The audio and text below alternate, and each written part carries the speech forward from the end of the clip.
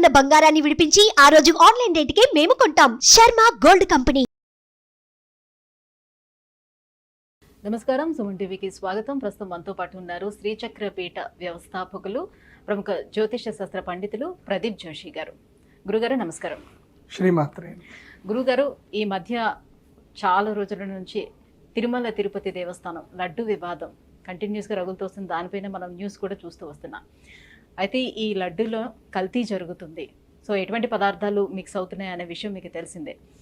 అయితే పలానా పదార్థాలు మిక్స్ అవుతున్నాయి, ఇందులో ఇది కల్తీ జరుగుతుంది, ఇలా వివాదం నడుస్తుంది, కానీ దీనికి పరిష్కారం అంటూ ఎవరు కూడా చూపించడం లేదు. అసలు ఏంటి ఈ పరిష్కారం? దీనికి మీరేం చెప్తారు దీనిపైన? శ్రీ గురుభ్యో నమః, శ్రీమాత్రే నమః, ఓం నమో వెంకటేశాయ. ఇది చాలా హేయమైన విషయం, సిగ్గుచేటిది. సనాతన ధర్మ బంధువులందరూ కూడా బాధపడుతున్నటువంటి విషయం ఇది. మేమంతా పుట్టినప్పటి నుంచి, ముఖ్యంగా ఎవరైతే వెజిటేరియన్స్, శాకాహారం తినేటువంటి వాళ్ళందరూ కూడా ధర్మబంధువులం అని చెప్పి ధర్మబద్ధంగా పుట్టినప్పటి నుంచి చాలా దీక్షగా ఉంటారు. వాళ్ళ స్వామివారికే ఒక హేయమైనటువంటి పదార్థాలు కలిసినటువంటి నైవేద్యం పెట్టారు, అది మేము ప్రసాదంగా స్వీకరించామంటే అది నిజంగా ఎంత జుగుత్సాపరంగా ఉందంటే అది వినడానికి కూడా బాధంగా ఉంది. అసలు దాన్ని యాక్సెప్ట్ చేయలేకపోతున్నాం. నిజంగా ఆ రిపోర్టు రాంగ్ రావాలని కోరుకుంటున్నాను, దేవుణ్ణి వస్తే బాగుండు అనుకుంటున్నాను. ఎందుకోసమంటే అదొక జీవోత్సవంలాగా అయిపోతుంది పరిస్థితి. అది వింటేనే బాధ అనిపిస్తుంది. ఎందుకోసమంటే మేము ఎంత మడి ఆచారాలు పద్ధతి చేసి అన్నీ అనుకొని ఎంత పద్ధతిగా ఉన్నవాళ్ళము, దైవ ప్రసాదం అని చెప్పి ఒక హేయమైన పదార్థాన్ని తిన్నము అంటే అంతకన్నా బాధాకరం ఇంకోట్లేదు. కానీ నేను అబ్జర్వేషన్ చేసిన దాని ప్రకారం తిరుమల తిరుపతి దేవస్థానం చాలా పెద్ద తప్పు చేస్తుంది, చాలా పెద్ద తప్పు చేస్తుంది. అసలు స్వామివారి యొక్క అత్యంత ప్రాధాన్యమైనటువంటిదే నైవేద్యం. స్వామివారి యొక్క కైంకర్యంలో అత్యంత ప్రధానమైనది నైవేద్యం. వారికి వడలు నైవేద్యం పెట్టినా, లడ్డు నైవేద్యం పెట్టినా, ఏది చేసినా ఘృతం, నెయ్యి కావాలి. నెయ్యి లేకుండా నైవేద్యం అనేది లేదు. నెయ్యి లేని నైవేద్యమే నిరర్థకం. అది నెయ్యి లేని నైవేద్యము ప్రాణము లేని శరీరం లాంటిది అని చెప్పి శాస్త్రాలు చెప్తారు. అలాంటిది ఒక తిరుమల తిరుపతి దేవస్థానం నెయ్యి తయారు చేసుకోలేకపోతుందా అన్నది చాలా బాధాకరమైన విషయం. సాధారణంగా మనం తిరుమల తిరుపతికి వెళ్ళేటప్పుడే మనకి ఆ లడ్డు ప్రసాదం దగ్గర వెళ్ళేటప్పటికి అక్కడ మనకి ఘాట్ అనేది తెలుస్తుంది. అవును, ఆ నేతి వాసన అనేది మనం ఆస్వాదించగలుగుతాం. అయితే ఇక్కడ ప్రసాదాలన్నీ తయారు చేసేది ఆ బ్రాహ్మణ సంఘాలే కాబట్టి వాళ్ళు తయారు చేస్తుండేటప్పుడు ఈ నేతిలోని కల్తీ అనేది ఏమాత్రం తెలిసే అవకాశం ఉండదంటారా? కొంచెం మనకి ఆ స్మెల్ రాలేదు అని అనుకోండి, ఏంటి ఇది మనకి స్మెల్ రావట్లేదు అని కొంచెం అనిపిస్తుంది కదా. ఎలా తెలుస్తుందండి? ఎలా తెలుస్తుంది? ఇప్పుడు నేతికి ఇప్పుడు ఆర్టిఫిషియల్ స్మెల్స్ కూడా యాడ్ చేస్తున్నారు కదా. ఇప్పుడు అంతా ఆర్టిఫిషియల్ స్మెల్స్ యాడ్ చేసేస్తారు. న్యాచురల్గా వచ్చేది న్యాచురల్గా వస్తుంది. కాకపోతే వినగ రాగం అతిశయింది అన్నట్టు డైలీ అదే స్మెల్ అదే వాతావరణం వాళ్ళకి తెలియదు. అది జరగదు. వాస్తవంగా ఏంటంటే ఈ ఏదైతే నెయ్యి తిరుమల తిరుపతి దేవస్థానంలో ఇప్పుడు ఈయన జగన్మోహన్ రెడ్డి గారి ప్రభుత్వం అనే కాదు, ఇంతకు మునుపు ప్రభుత్వాల్లో నందిని నెయ్యిని తీసుకొస్తున్నారు, వేరే వాళ్ళకి టెండర్లు ఇస్తున్నారు. వాస్తవంగా చెప్పాలంటే ఈ టెండర్ విధానం అనేది పూర్తిగా రద్దు చేయాలి. తప్పిది. టెండర్ విధానం అనేది తప్పు. బయట ఎక్కడి నుంచో కొనాల్సిందంతా కూడా తప్పు. ఎందుకోసమంటే ఇప్పుడు నందిని వాళ్ళు కూడా పవిత్రంగా చేస్తారని నమ్మకం ఏం లేదు. వాళ్ళు ఏం చేస్తారు అంటే రైతులందరి దగ్గరికి నుంచి పాలు కలెక్ట్ చేస్తారు. వాళ్ళు ఆవు పాలే ఇచ్చారని నమ్మకం లేదు. ఆవు పాలు ఇవ్వచ్చు, బర్రె పాలు ఇవ్వచ్చు. అదే ఆవు దేశీ ఆవు కాదు, జెర్సీ ఆవు పాలు వస్తాయి. మరి ఆవుకి ఏం తినిపించారు? పచ్చిగడ్డి తినిపించారా లేకపోతే ఏమేమి తినిపించారో కూడా తెలియదు కదా. ఆవు ఏది పెడితే తినేస్తుంది. అది ప్లాస్టిక్ తింటుంది, ఏదైనా తింటుంది. సో అలా డిఫరెంట్ ఎక్కడెక్కడో ఏదో తినిపించి మాల్న్యూట్రిషన్ అయిన పాలన్నిటిని కూడా కలిపి వీళ్ళు నెయ్యి తయారు చేసి అదేదో దిక్కుమాలిన మాకెవరూ ఏ దిక్కు లేదు అన్నట్టుగా కొనాల్సిన అవసరం తిరుమల తిరుపతి దేవస్థానానికి లేదు. అవును, శ్రీవారికి కావాల్సినటువంటి పూలమాలని అక్కడే పూలని వాళ్ళే అక్కడ పండించి చేసి అక్కడ నుంచే పూలు తెచ్చుకునేటప్పుడు వాస్తవంగా నేనైతే ఒకటి ఏం చెప్తున్నానంటే, హైందవ బంధువులు ఈ ఒక్క విషయంలో మాత్రం మీరంతా ఒక సంతోషపడచ్చు. ఈ లడ్డు విషయంలో నేను తిరుమల తిరుపతి దేవస్థానం మాకు తెలుసు కాబట్టి, నేను అక్కడనే కొన్ని రోజులు పనిచేశాను కాబట్టి, అక్కడ అంతర్గత విషయాలు మాకు తెలుసు కాబట్టి, స్వామివారికి ఏదైతే ప్రధానమైనటువంటి గర్భమండపం లోపలికి తీసుకెళ్లే నైవేద్యం మాత్రం అది పూర్తిగా శుద్ధ దేశీ ఘీ నుంచి తయారైన లడ్డూలు మాత్రమే పెడతాయి. అక్కడ కేవలం రోజుకి ఒక 21 లడ్డూలు మాత్రమే పెద్ద లడ్డూలు నైవేద్యంకి వెళ్తాయి. అవి కంప్లీట్గా అక్కడ ఉగ్రాణము లోపల తిరుమల తిరుపతి దేవస్థానానికి సంబంధించిన ఆవుల నుంచి, దేశీ ఆవుల నుంచి తీసిన నెయ్యి నుంచి తయారు చేస్తారు.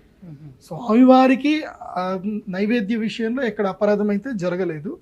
ఆ విషయంలో మనం అందరం సంతోషించవచ్చు.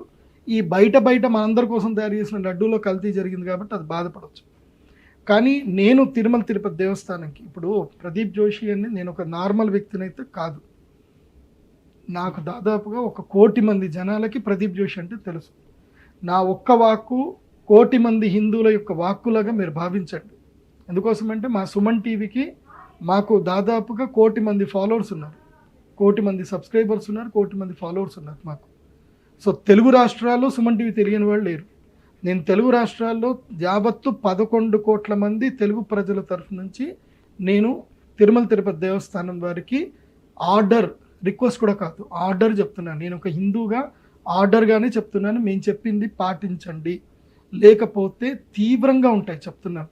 ఎందుకోసమంటే ఇవాళ చాగంటి కోటేశ్వరరావు గారు కానివ్వండి, సుబ్రహ్మణ్య శర్మ గారు కానివ్వండి, షణ్ముఖ శర్మ గారు కానివ్వండి, నేను కానివ్వండి, వద్దిపర్తి పద్మాకర్ కానివ్వండి, ఇంకా మాలాంటి వాళ్ళు మేము ఒక 500 మంది అందరం కలిసి మేము చెప్తేనే వీళ్ళందరూ వస్తున్నారు మీ దగ్గరికి. మేమందరము స్వామివారి యొక్క ధర్మాన్ని, స్వామివారి యొక్క మహాత్మ్యాన్ని మేము ప్రచారం చేస్తున్నాము. వాళ్ళ లోపల భక్తి భావాన్ని నింపుతున్నాం కాబట్టి వాళ్ళందరూ అక్కడికి వస్తున్నారు. అది బాగా గుర్తుపెట్టుకోండి. మా మాట వీళ్ళందరూ కూడా వింటారు. అందరి మాట మా మాటే. తిరుమల తిరుపతి దేవస్థానం వాళ్ళు ఇప్పటి నుంచైనా సరే తప్పులు చేయడం మానండి. మీరు ఇమీడియట్లీ ఒక 10,000 ఎకరాలు తీసుకోండి. మీ దగ్గర డబ్బులు లేకపోవడం కాదు, మీ డబ్బులన్నీ బ్యాంకుల్లో కుదవబెట్టి బ్యాంకుల వాళ్ళకి మీరు కాపాడుతున్నారు. మీరు చేయాల్సింది వ్యాపారం కాదు, సనాతన ధర్మాన్ని రక్షించడం మీరు చేయాల్సింది.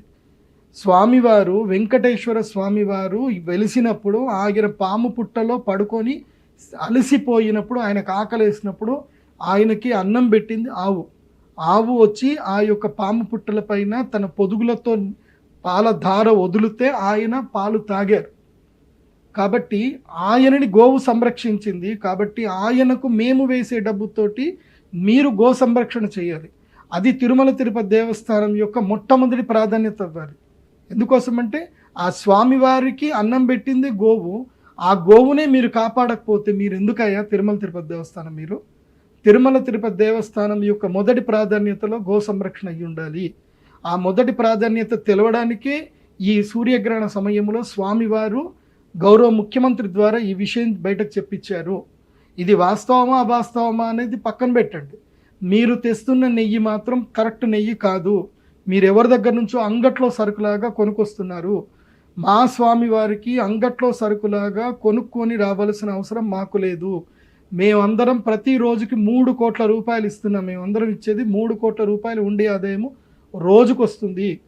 మీరు 10 లక్షల రూపాయలకు ఎకరం వేసుకున్న 3 కోట్ల రూపాయలు అంటే ఒక నెల ఆదాయంతో మీరు 10,000 ఎకరాలు కొనొచ్చు.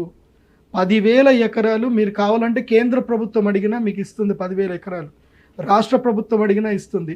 చంద్రబాబు నాయుడు గారే ఇప్పుడే రాసి ఇచ్చేస్తారు మీకు 10,000 ఎకరాలు. ఎక్కడైనా పోరంబోకు ల్యాండ్ ఉంటే మీకు ఇచ్చేస్తారు ఇమ్మీడియట్ తిరుమల తిరుపతి దేవస్థానానికి. సనాతన ధర్మ బంధువులు మేమందరం కలుపుకొని మనిషికి 10 రూపాయలు వేసుకుంటే చాలు. మనిషికి 10 రూపాయలు, 100 రూపాయలు వేస్తే చాలు. మీకు 10,000 ఎకరాలు రావడం పెద్ద మ్యాట్ కాదు. 10,000 ఎకరాలు తీసుకోండి. ఆ 10,000 ఎకరాల్లో పూర్తిగా దేశీ ఆవులకి స్వచ్ఛమైన ఆహారాన్ని పండించండి. స్వచ్ఛమైన గడ్డి, మంచి ఆహారం పండించండి, మంచి ఆహారం తినిపించండి. ఆ గోవుల నుంచి వచ్చే నెయ్యి తీసుకోండి. ఆ గోవుల నుంచే పాలను తీసుకోండి. అవే పాలు తిరుమల తిరుపతి దేవస్థానానికి వచ్చే వాళ్ళందరికీ ప్రసాదంగా పంచండి. ఆ పాల నుంచి పెరుగు చేయండి. అదే పెరుగు మీరు ఏదైతే నిత్యాన్నదానంలో పెరుగు ఏదైతే ఇస్తారో పౌడర్ పెరిగిస్తున్నారు. మీరు ఎప్పుడైనా చూసారా పెరుగు? అది తింటే అసలు తిన్నట్టే ఉండదు. అది మంచి పెరుగు ఇవ్వండి. అన్నం తినే వాళ్ళకి అన్నదానం మహాదానం అన్నారు. ఆ అన్నదానానికి మంచి పెరుగు ఇవ్వచ్చు. మీరు అక్కడనే మంచి వెన్న తయారు చేయొచ్చు. మీరు అక్కడనే రోజుకి 10,000 టన్నుల నెయ్యి తయారు చేయొచ్చు. మీరు మీ వల్ల చేత కాదంటే చెప్పండి, నేను చేసిస్తా. మీ వల్ల చేత కాదంటే చెప్పండి, నేను చేసిస్తా. ఏం అక్కర్లేదు. తిరుమల తిరుపతి దేవస్థానం నుంచి ఒక అధికారం ఇప్పియండి, గురుగారు మీరు ఇది చేసి పెట్టండి, ప్రదీప్ జోషి గారు మీరు నోటితోటి చెప్పారు కదా, మీ వల్ల అయితే చేసి చూపించండి చెప్పండి, మీకు విత్ ఇన్ 1 year లోపల నేను ప్లాంటేషన్ మొత్తం తయారు చేసి ఇస్తా. మా హిందువులందరూ రెడీ ఉన్నారు. మీరు జస్ట్ నేను ఒక అనౌన్స్మెంట్ చేసి ఇస్తారు. మీరు తిరుమల తిరుపతి దేవస్థానం తరఫున ఒక అధికారం ఇవ్వండి, నేను చెప్తాను కావాలంటే. మేమందరం రెడీ ఉన్నాం. మాకు చిల్లరగా ఎక్కడెక్కడో చేసినవి మాకొద్దు. స్వామివారికి ప్రత్యేకంగా ఒక ప్లాంట్ పెట్టండి. ఎందుకోసమంటే ఇది ఇవాళ ముగిసిపోయేది కాదు. తిరుమల తిరుపతి దేవస్థానం ఇదాన బిజినెస్ ఇవాళ రేపు పోవడానికి. ఎప్పటి వరకైతే కలికాలం ఉంటుందో, ఎప్పటి వరకైతే లాస్ట్ చివరి వరకు హిందూ అనేటువంటి వాడు బతుకున్నంతసేపు తిరుమల తిరుపతి దేవస్థానం ఉంటుంది. మేము జీవితాంతం బతుకున్న రోజుల్లో మా ఇంటి నుంచి మేము వచ్చే సంపాదనలో మేము తప్పకుండా హుండీలో వేస్తాం. మీకు ఎక్కడ కూడా ప్రపంచంలో ఏ సాంప్రదాయంలో నిలువు దోపిడి లేదు.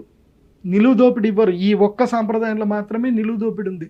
ప్రపంచంలో ఏ మతంలో కానీ ఏ ధర్మంలో కానీ తీసుకెళ్ళి డబ్బులు ఇష్టం వచ్చినట్టు వేయరు దేవుడి దగ్గర. కేవలం మేము మాత్రమే ఇస్తాం.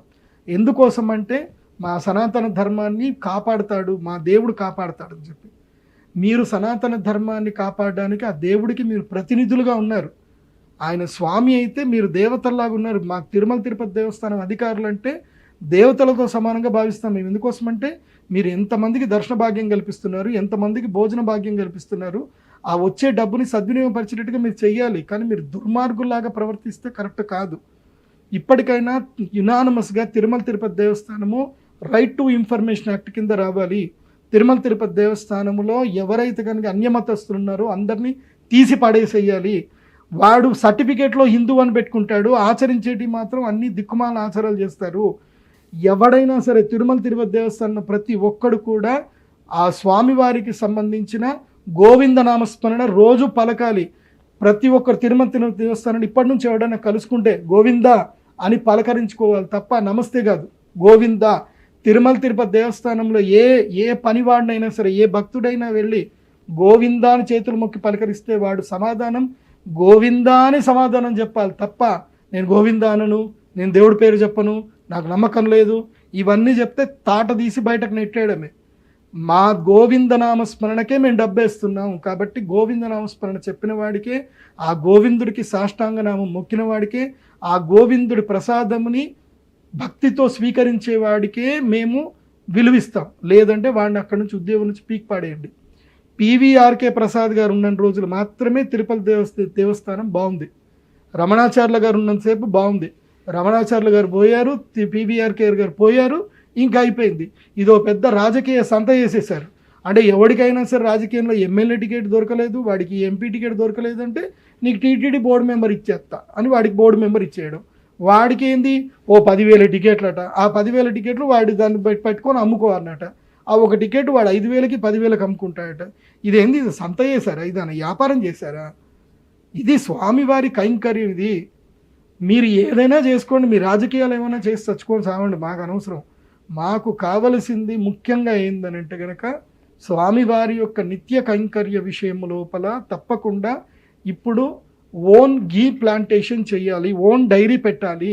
మీరు దాన్ని వ్యాపారం చేయకండి. మీకు అది నడవలేదనుకోండి, అప్పుడు మీరు దాన్ని వ్యాపారం చేయండి. మేము అందరం హిందువులము వాలంటరీగా మేము ఏదో ప్రైవేట్ మేము పాలేపించుకుంటున్నాం. మీరు తిరుమల తిరుపతి దేవస్థానం నుంచి మీరు ప్రత్యేకంగా వాలంటరీగా దేశీ ఆవు పాలది మీరు ప్రొడక్షన్ స్టార్ట్ చేయండి. మేము అందరం హిందువులం, మేము సబ్స్క్రిప్షన్ తీసుకుంటాం. మీకు ఇమ్మీడియట్లీ మాటిస్తున్నా, 1,000,000 మంది సబ్స్క్రిప్షన్ తీసుకుంటారు. మీరు స్టార్ట్ చేయండి, 1,000,000 మంది సబ్స్క్రిప్షన్ తీసుకుంటారు. మీరు హోమ్ డెలివరీ ఇవ్వండి. దిక్కుమాల బయట పాలు తాగే బదులు మేము దేశీ పాలు తాగుతాం. మేము కూడా మా పిల్లలకు పాలు తాగిస్తాం. 200 రూపాయలకి లీటర్ అయినా మేము తాగుతాం. నేనే ఇస్తున్నా, నేనే ఇచ్చేస్తా. 1,00,000 రూపాయలు ఇస్తా, 1 year సబ్స్క్రిప్షన్ ఇచ్చేస్తా. చేయండి, మీరు ఓన్ ప్లాంటేషన్ పెట్టండి. ఎందుకండి మళ్ళీ అడగడం? ఇప్పుడు ఇది జరిగింది కదా, రేపు హెరిటేజ్ కంపెనీకి ఏమైనా ఇచ్చారే అనుకోండి, చంద్రబాబు నాయుడు గారి మీద ఏడుస్తారు. ఆయన సొంత కంపెనీకి వేసుకోవడానికి ఇవన్నీ చేసిరంటారు. ఏ కంపెనీ వద్దు, నందిని వద్దు, ఇది వద్దు. ఎందుకోసమంటే ఎక్కడెక్కడి నుంచో అన్ట్రస్టెడ్ మిల్క్ మనకు వద్దు. ట్రస్టెడ్ మిల్క్ మీరు ఓన్గా ప్రొడక్షన్ స్టార్ట్ చేయండి.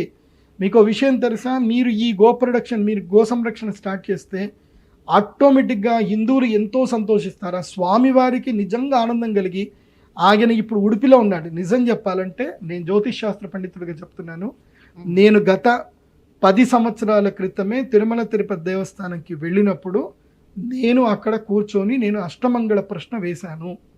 నేను ఇప్పుడే చెప్తున్నాను, అష్టమంగళ ప్రశ్న వేశాను. అష్టమంగళ ప్రశ్న వేసినప్పుడే నాకు తెలిసింది ఏంటంటే తిరుమల తిరుపతి దేవస్థానంలో స్వామివారి యొక్క శక్తి ఉడిపికి వెళ్ళిపోయింది. స్వామి తన యొక్క శక్తిని, తన యొక్క సన్నిధానాన్ని ఉడిపికి తీసుకెళ్ళిపోయారు, ఆయన అక్కడ లేరు అని అష్టమంగళ ప్రశ్నలో తేలింది. దైవ ప్రశ్న అని అంటారు. ఎప్పుడైతే అనంతం స్వర్ణమయం ఎప్పుడైతే ఆ ప్రోగ్రామ్ స్కీమ్ తీసుకొచ్చారో అప్పుడు తిరుమల తిరుపతి దేవస్థానంలో అరాచకాలు జరిగాయి. అంటే ఇప్పుడు తిరుమల తిరుపతి దేవస్థానంలో స్వామివారు లేరంటారా? స్వామివారి సాన్నిధ్యము అంశీభూతంగా మాత్రమే ఉంది. ఆయన ఉడిపి శ్రీకృష్ణుడి దగ్గర సేద తీరుతున్నారు. ఇది నిజం. ఇది అష్టమంగళ ప్రశ్న మీరు వేసి చెప్పండి, నేను చెప్పింది నిజం అవుతుంది. ప్రతి దేవాలయానికి సంవత్సరానికి ఒకసారి అష్టమంగళ ప్రశ్న వేయాలి. ఇప్పటికీ కర్ణాటకలో ప్రతి ఒక్క దేవస్థానంలో సాంప్రదాయం లోపల ఈ యొక్క అష్టమంగళ ప్రశ్న వేస్తారు.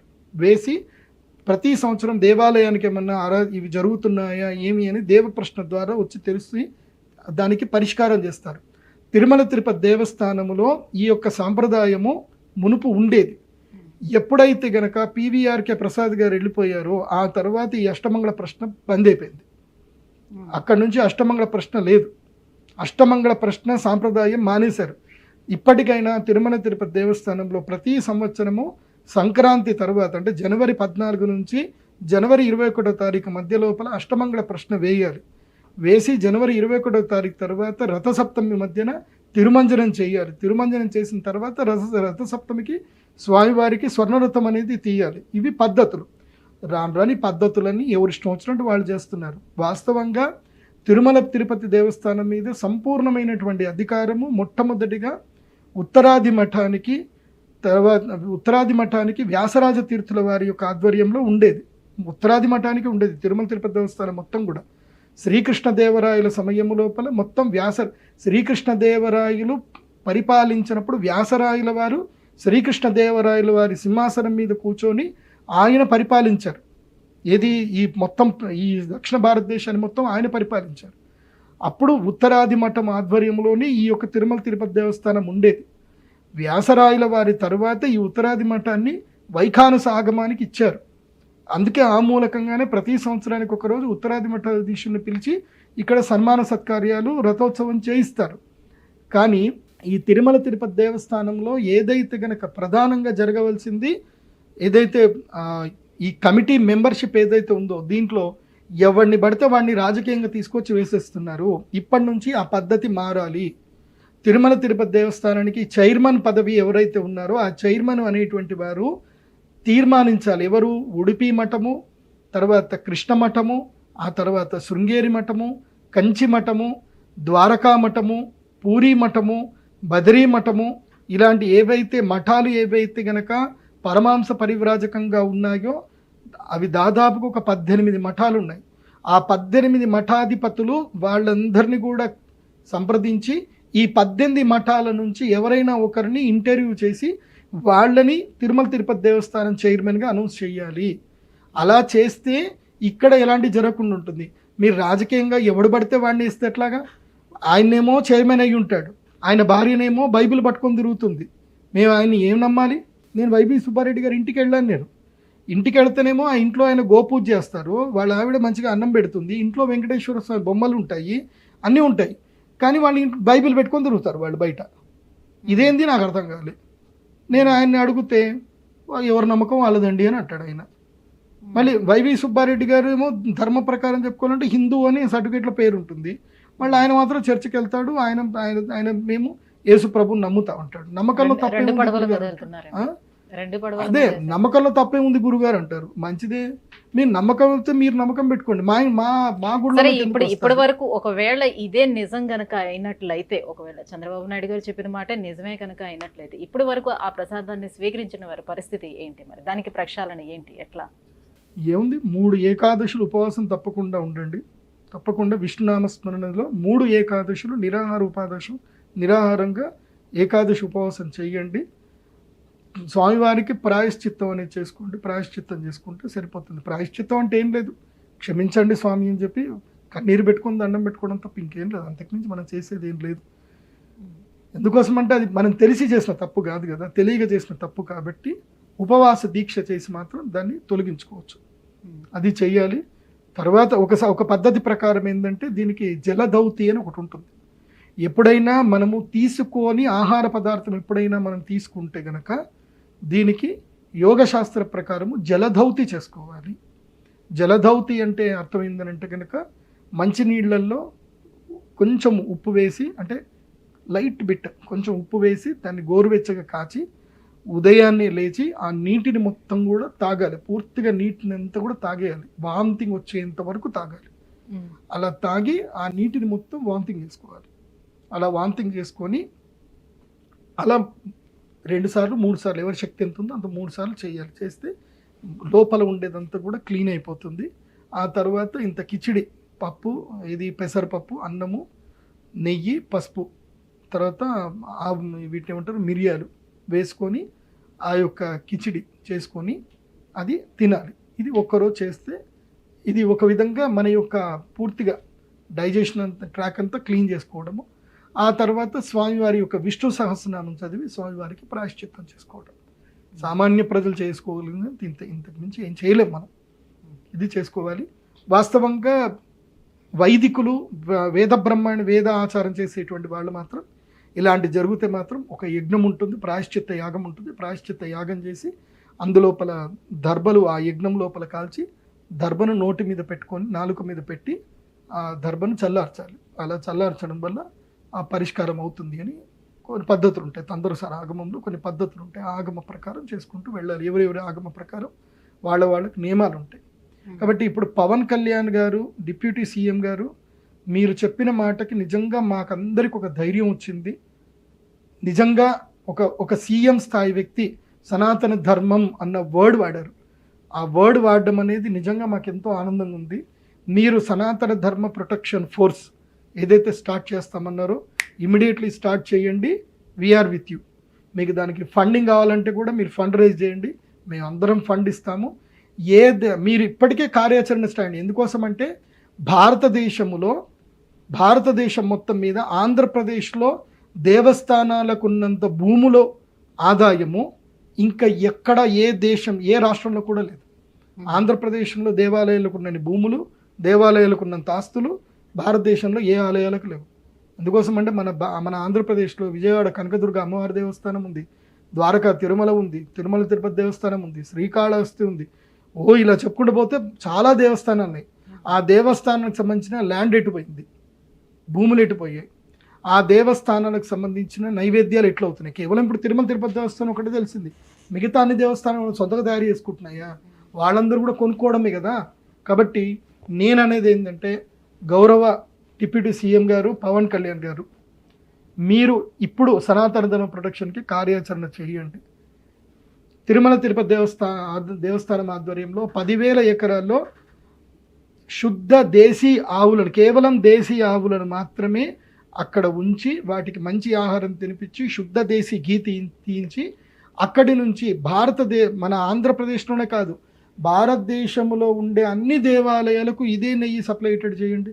ఫస్ట్ అయితే ఇమీడియట్లీ మాకు తిరుమల తిరుపతి దేవస్థానానికి అదే శుద్ధ ఘీ మనకి రావాలి. తర్వాత మన ఆంధ్రప్రదేశ్లో ఉండే ప్రతి దేవాలయానికి అక్కడి నుంచే నెయ్యి వెళ్ళాలి. ఇలా మీరు అనుకుంటే ఇమీడియట్లీ చేయొచ్చు. మీరు ఎంతసేపు మీ చేతిలోనే ఉంది కదా, డిప్యూటీ సీఎం మీరు సంతకం పెడితే జరిగిపోతుంది, క్షణంలో జరిగిపోతుంది. మీరు అనుకుంటే ఎంతసేపు, మీరు ఇమీడియట్లీ చేయండి. మొత్తం మీరందరూ హిందువుల మనసు గెలిచిన వాళ్ళు అయిపోతారు.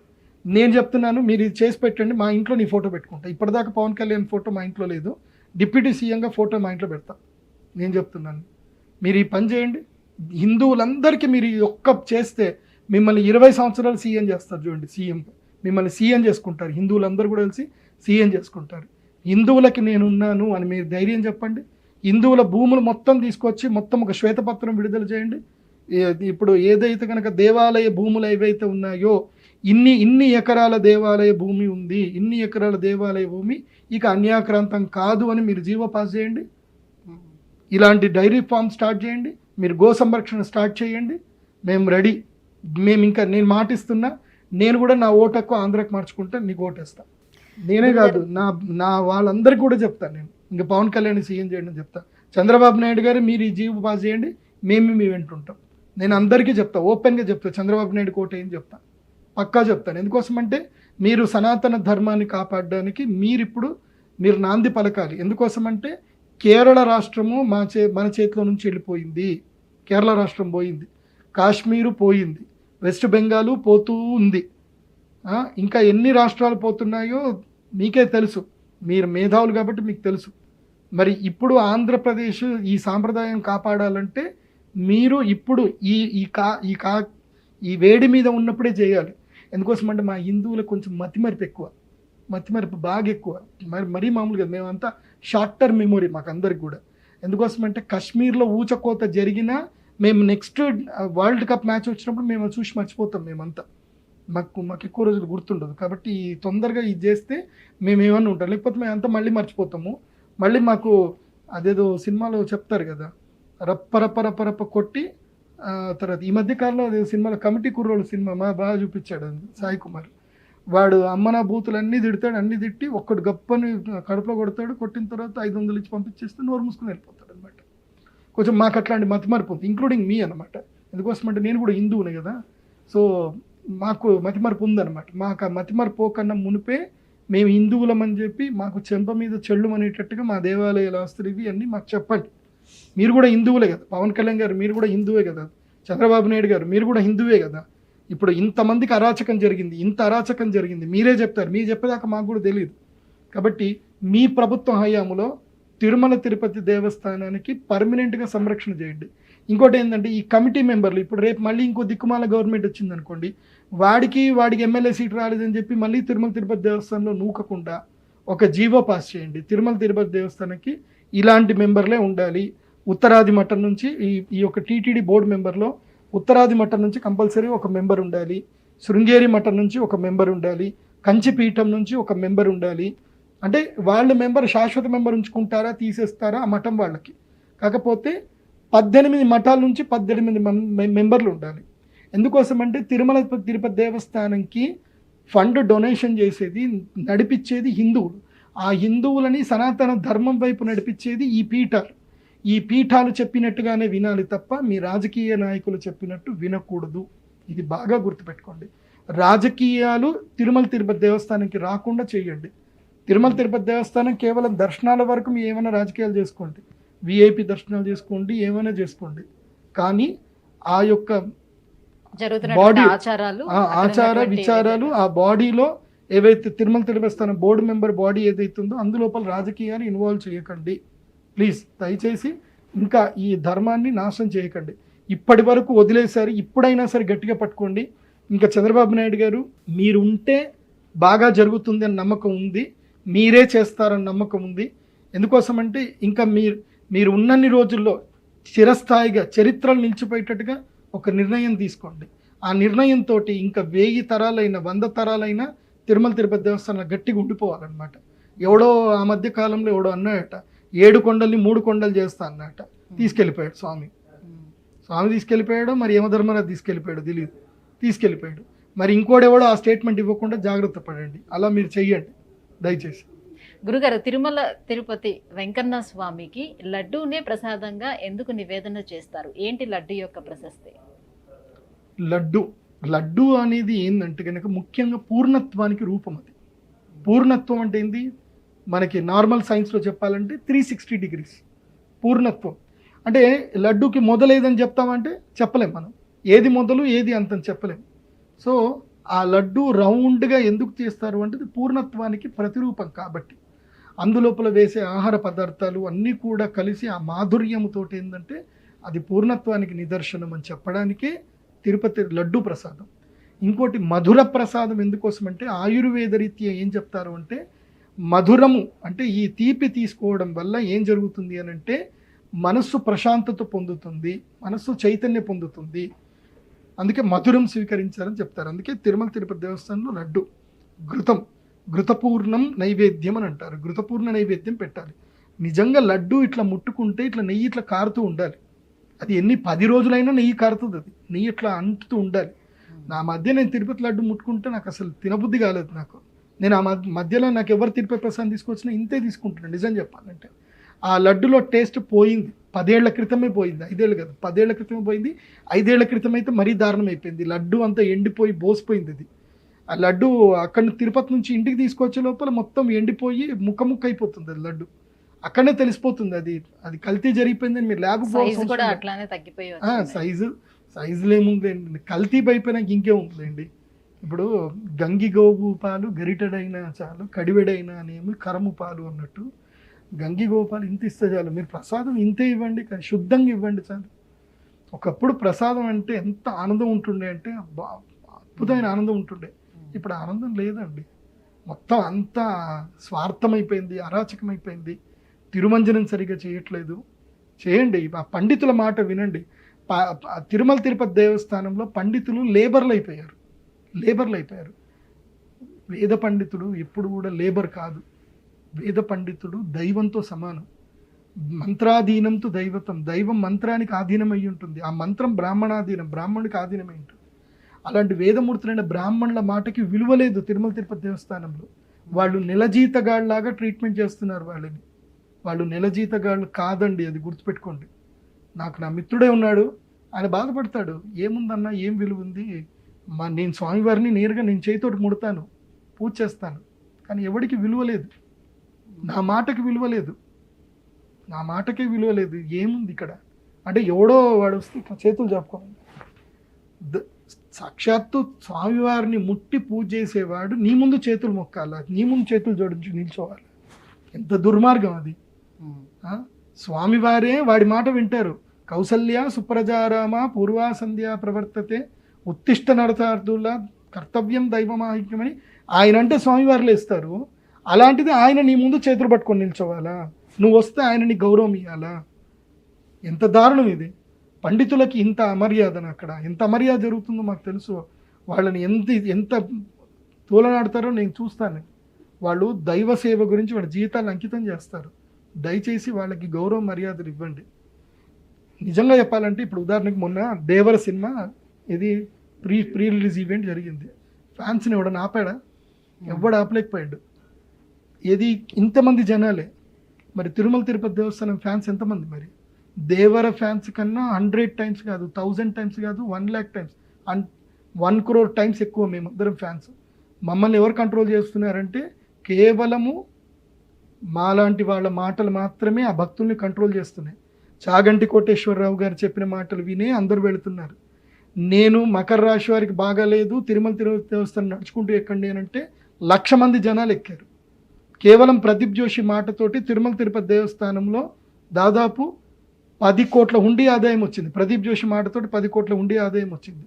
కావాలంటే ఇక్కడ జనాలందరూ కామెంట్ పెడతారు చూడండి. నేను రాశి ఫలాలు చెప్పేటప్పుడు కుంభరాశి వారు, మకర రాశి వారు దేవస్థానానికి వెళ్ళండి, పలానా వారు శ్రవణ నక్షత్రం దర్శనం చేసుకోండి, పలానా వాళ్ళు ఇక్కడ నుంచే వెళ్ళండి, మేము చెప్పినందుకు అక్కడ మీకు ఆదాయం వచ్చింది.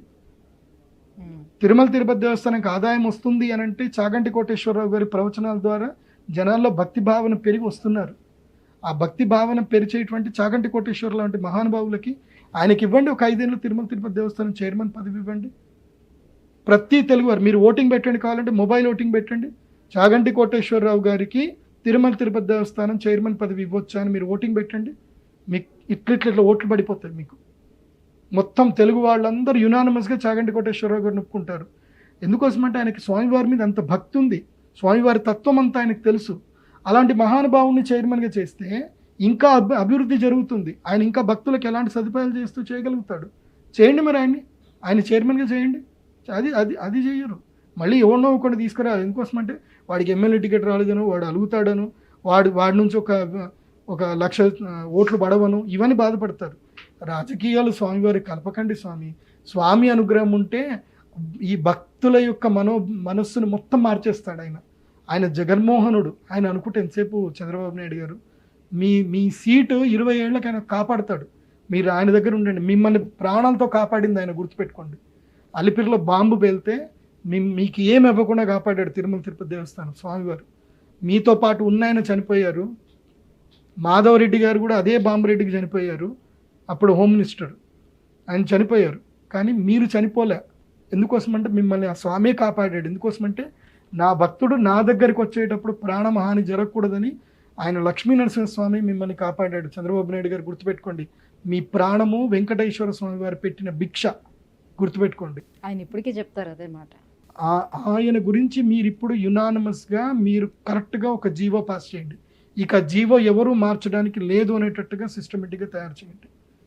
ఇప్పుడు వీళ్ళని శిక్షించడం అదంటే స్వామివారు చూసుకుంటారు. ఈ దిక్కుమాలిన శిక్షలు, మీరు పెట్టే శిక్షలు అవి ఏం సరిపోవు. స్వామివారి ప్రసాదం కల్తీ చేసిన వాడికి ఒక తరం కాదు, వాడి 10 తరాలు ఏడుస్తారు, వాడి 10 జన్మలు ఏడుస్తాడు. గుర్తుపెట్టుకోండి, వాడి 10 జన్మలు ఏడుస్తారు. రోడ్ల మీద పడ్డ అసహ్యాన్ని తినే జన్మ వాడికి వస్తుంది చెప్తున్నా. పంది కాదు, అంతకన్నా అసహ్యమైన జన్మలు వస్తాయి వాడికి. పందికే మా స్వామివారికి భక్తులకు అలాంటి నైవేద్యం, అలాంటి ప్రసాదం తినిపించిన వాడికి, వాడి వంశము నేను జ్యోతిష శాస్త్ర పండితులుగా చూస్తున్నా కదా, ఎంతమంది ఎన్ని పాపకర్మలతోటి ఎంతమంది ఎంత బాధలు పడుతున్నారు. ఇలాంటి చేసినోడు వాడికి ఈ శిక్షలు సరిపోతాయి. వాడికి శిక్ష విధించమని కూడా చెప్పాను, వాడిని వదిలేయండి అని చెప్తాను నేను. అవసరం లేదు, మా స్వామి చూసుకుంటాడు. యమధర్మరాజు ఉన్నాడు, మెయిన్గా శనైశ్వరుడు ఉన్నాడు, ఆ శని స్వామి చూసుకుంటాడు. వాడికి ఎక్కడెక్కడ తాట తీయాలో, ఎంతెంత ఏడిపించాలో, ఎంతెంత బాధపడాలో. మీరు పెట్టే శిక్షలు ₹1 మందం కూడా సరిపోవు, వాడికి 1% కూడా సరిపోదు. అలాంటి భయంకరమైన శిక్షలు యమధర్మరాజు పెడతాడు. మీరేం కంగారు పడద్దు ఆ విషయం లోపల. గురుగారు, తిరుమల తిరుపతి లడ్డు ప్రసాదంపై ఎటువంటి వివాదం రాజుకుంటుందో మనందరికీ తెలిసిన విషయమే. ఈ వివాదంపై ఎటువంటి పరిష్కారం చూపిస్తే బాగుంటుందన్న అంశాలు మీరు మాట్లాడినందుకు ధన్యవాదాలు. శ్రీమాన్.